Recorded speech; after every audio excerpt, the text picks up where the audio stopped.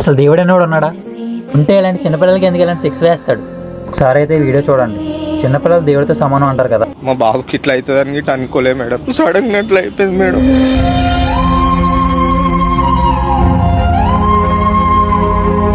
మా బాబుకైనా మా భార్య అయితే రాత్రి 2 గంటల దాకా ఏడుస్తుంది. మా బాబు కావాలి, బాబు కావాలంటే.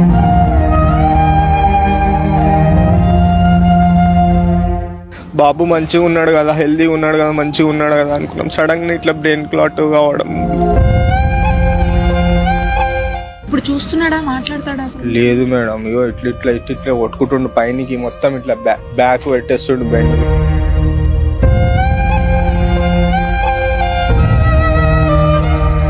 అంత కట్టే స్తోమత కూడా లేదా? లేదు మేడం, నా దగ్గర బండి అమ్మేసిన మేడం. ఇంట్లో గోల్డ్ అమ్మేసిన మేడం. ఇప్పుడు పరిస్థితి ఏం లేదు మేడం, మొత్తం అయిపోయింది మా దగ్గర.